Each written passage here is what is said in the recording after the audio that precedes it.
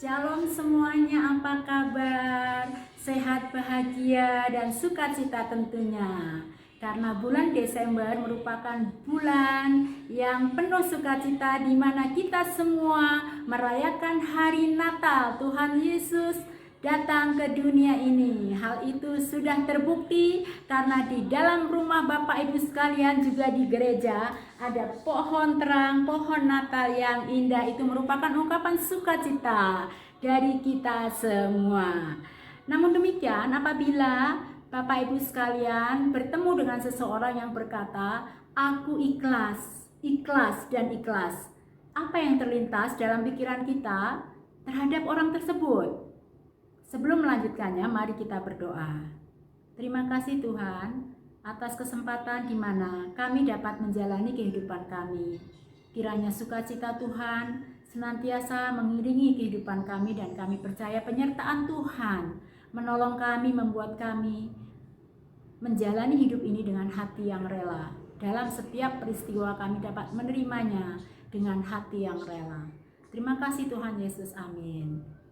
Saya mengangkat tema menikmati sukacita dengan hati yang rela, atau kunci sukacita adalah hati yang rela. Nah, menanggapi perkataan yang tadi saya tanyakan, sesungguhnya menurut saya pribadi, saya berpikir bahwa orang tersebut mungkin mengalami peristiwa yang kurang menyenangkan, tetapi dia bisa menerimanya dengan hati yang rela. Nah, ada seorang teman yang mana dia sudah bekerja bertahun-tahun. Dia hidup di luar kota, di luar Jawa malahan. Nah, dia bekerja sampai dia menjadi seorang pemimpin. Nah, akhirnya dia juga punya usaha sendiri. Nah, sekali waktu tiba-tiba mendengar bahwa anak buahnya itu kecelakaan, koma. Anak buahnya tidak punya siapa-siapa di tempat itu dan hanya kenal dia. Nah, itu terjadi bukan tempat dia bekerja ya, karena dia punya usaha sendiri tadi ya, punya usaha sendiri. Jadi dia harus bertanggung jawab atas anak buahnya yang kecelakaan tadi. Nah, dia menelpon keluarganya, keluarganya tidak punya uang untuk membiayai anaknya itu. Kemudian didiagnosa oleh dokter, dia harus menjalani operasi karena benturan di kepalanya itu sangat keras. Jadi tulang tengkoraknya, tulang kepalanya itu retak. Nah, dia pun menyiapkan untuk biaya operasi. Ya sudah, tidak apa-apa. Tapi ternyata anak buahnya ini tidak bisa bertahan dan akhirnya meninggal. Dia memberitahu kepada keluarganya bagaimana supaya dimakamkan di sini saja. Keluarganya tidak mau, harus dibawa ke tempat asalnya. Memerlukan biaya yang cukup mahal karena harus dibawa dengan pesawat. Nah, dia pun sebenarnya menyimpan semua uangnya untuk apa yang dia harapkan, dia cita-citakan. Tetapi pada akhirnya uang yang selama ini dia tabung, juga mobil yang dia beli, semuanya harus dijual untuk membiayai anak buahnya yang harus dipulangkan karena meninggal di tempat kerja di mana dia membuka usaha. Nah, tapi satu hal yang dia katakan, aku ikhlas gitu ya, aku ikhlas. Jadi tidak ada beban buat dia. Nah, mungkin peristiwa yang senada bisa menimpa kehidupan kita sekalian. Nah, bagaimana sikap kita menghadapi peristiwa-peristiwa yang tidak menyenangkan? Mari kita lihat peristiwa perjalanan Maria dan Yusuf ketika menyambut datangnya Sang Juru Selamat. Pada waktu itu Kaisar Agustus mengeluarkan suatu perintah menyuruh mendaftarkan semua orang di seluruh dunia. Inilah pendaftaran yang pertama kali diadakan sewaktu Kirenius menjadi gubernur di Syria. Lalu semua orang pergi mendaftarkan diri masing-masing ke kotanya sendiri. Yusuf pun pergi dari kota Nazaret di Galilea ke Yudea, ke kota Daud yang bernama Bethlehem, karena ia berasal dari keluarga dan keturunan Daud. Kalau perjalanan itu direncanakan, mungkin memang sudah menabung untuk pergi, itu sangat menyenangkan ya. Tetapi perjalanan yang dilakukan oleh Maria dan Yusuf, juga orang-orang pada saat itu yang ada di bawah pemerintahan Kaisar Roma, mereka bukan mengadakan perjalanan yang direncanakan. Ini mengadakan perjalanan yang harus dipaksakan, ya, harus dipaksakan. Mereka harus kembali ke kotanya. Sebenarnya untuk apa sih kembali ke kotanya? Sebenarnya Maria dan Yusuf harus kembali ke kotanya di Bethlehem itu, mereka harus membayar pajak, ya.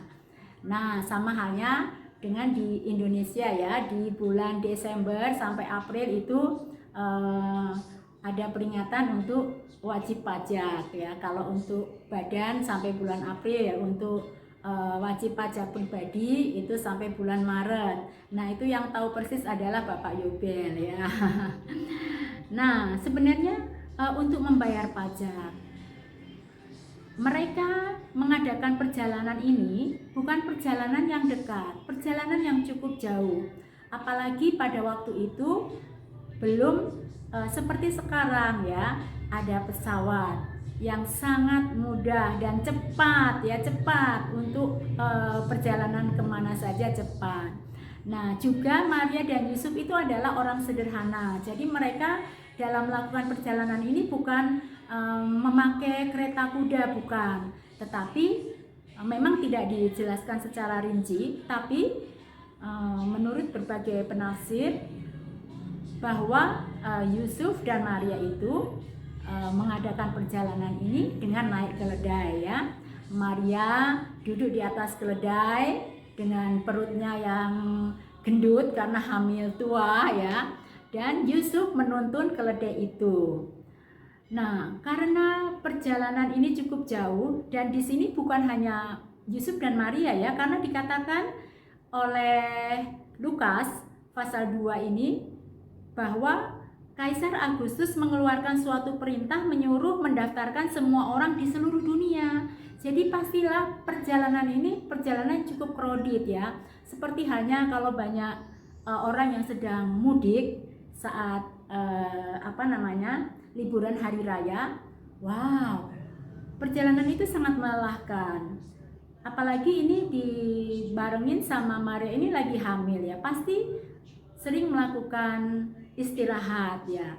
Nah, juga diperkirakan perjalanan dari Nazaret menuju Bethlehem ini 4 hari ya, 4 hari lamanya. Wah, pasti capek sekali. Nah, sesampainya di Bethlehem pun mereka tidak mendapat penginapan ya, karena penginapan penuh, karena semua orang harus pulang ke negerinya, dan yang pulang ke Bethlehem pastilah juga banyak ya, sampai penginapan itu penuh. Nah, kemudian di sini dikatakan Yusuf pun pergi dari kota Nazaret di Galilea ke Yudea, ke kota Daud yang bernama Bethlehem, karena ia berasal dari keluarga dan keturunan Daud, untuk mendaftarkan diri bersama Maria tunangannya yang sedang mengandung. Ingat ya bahwa ini tunangan ini bukan berarti mereka, mohon maaf, MBA, married by accident, bukan ya. Ini bahwa Maria itu hamil dari Roh Kudus, sungguh-sungguh dari Roh Kudus, bukan karena MBA, bukan karena perbuatan mereka, bukan ya. Jadi ini Yusuf adalah seorang yang tulus hati, dan Maria pun dengan rela menjalani kehendak Tuhan, maka dia rela ya, rela hamil ya. Demikian juga Yusuf, waktu dia mempertimbangkan mau memutuskan hubungan dengan Maria karena Maria hamil, dia didatangi oleh malaikat ya untuk menerima Maria, karena memang hamilnya ini bukan karena perbuatan manusia, ini karena murni dari Tuhan. Nah, Yusuf maupun Maria dari awal sudah rela menerima apa yang menjadi rencana Tuhan. Maka daripada itu, pada saat mereka berjalan berhari-hari dari Nazaret menuju Bethlehem, mereka menjalaninya dengan sukacita. Bahkan di situ dikatakan mereka di situ tibalah waktunya bagi Maria untuk bersalin. Jadi sudah saatnya Maria melahirkan. Maria melahirkan seorang anak laki-laki. Nah, Maria tidak melahirkan di rumah sakit yang elit, kelas VIP, tidak ya. Maria melahirkan di sebuah kandang domba.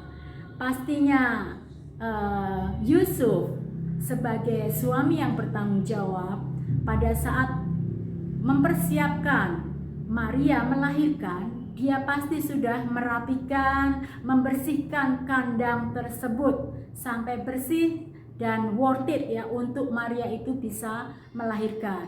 Maria melahirkan tidak ditangani oleh dokter spesialis, tidak ditangani oleh bidan, dan dia hanya ditemani oleh Yusuf dengan pertolongan Tuhan. Nah, ini semua karena Maria dan Yusuf memiliki hati yang rela menerima semuanya, sehingga sukacita ada di dalam mereka. Kemudian anaknya dibungkus dengan kain lampin, lalu membaringkannya di dalam palungan. Nah, jadi Yesus lahir di kandang domba bisa terjadi karena Yusuf dan Maria dipakai Tuhan sebagai orang tua dari Yesus. Mereka punya hati yang rela menerima semuanya dengan legowo, dengan penuh ucapan syukur, sehingga sukacita itu ada. Dan memang sukacita itu terbukti dengan lahirnya Yesus Kristus, Sang Pembawa Damai. Sampai sekarang sukacita itu melingkupi seluruh dunia, melingkupi hati Anda dan saya saat ini. Bukankah begitu? Nah, dalam menjalani kehidupan setiap hari dan khususnya dalam menyambut Natal, mari kita menerima semuanya dengan hati yang rela.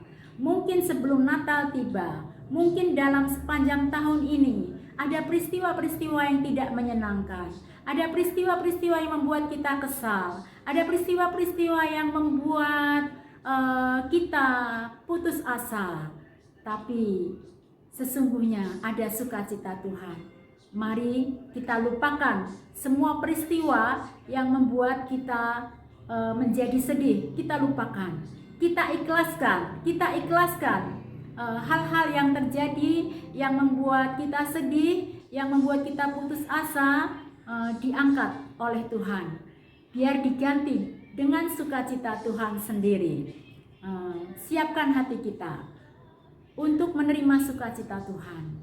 Kita terima apapun yang menjadi rencana Tuhan, dan ingat bahwa rencana Tuhan selalu indah buat kita semua.